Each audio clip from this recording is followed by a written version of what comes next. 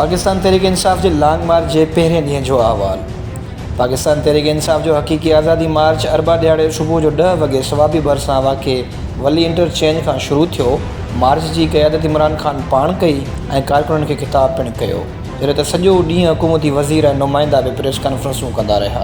तहरीक इंसाफ़ खे पंजाब में सभ खां वधीक रुकावटुनि खे मुंहुं ॾियणो पियो, जिते सॼो ॾींहुं पुलिस ऐं कारकुननि में छिकताण रही। PTI इल्ज़ाम हयो आहे त पुलिस एहलकारनि ऐं ॾंडा बरदार माण्हुनि यास्मीन राशिद जी गाॾी जा शीशा टोड़े छॾिया, जॾहिं त सवें कारकुननि खे पिणु गिरफ़्तार कयो वियो आहे।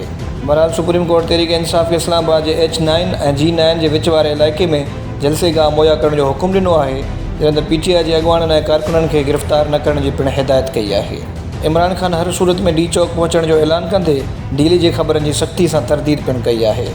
इन्होंने हमारे लोगों को गिरफ्तार किया, घरों में रात को दीवारों के ऊपर छलांग मार के पुलिस वालों ने हमारे लोगों को पकड़ा, सारी रुकावटें पार करके इस्लामाबाद डी चौक पे पहुंचेंगे। लाहौर का इस्लामाबाद वेंदड़ समूरा रस्ता कंटेनर रखी सील कया विया। मेट्रो बस ऐं ट्रेन सर्विस बंद रही। लाहौर में पेट्रोल पंप्स बंद रहा, जंहिं सबबि आम ज़िंदगी ते ॼण मफ़लूज नज़र आई। सिंध जी राजधानी वारे शहर कराची में पिणु लाहौर जहिड़ी सूरत हाल नज़र आई।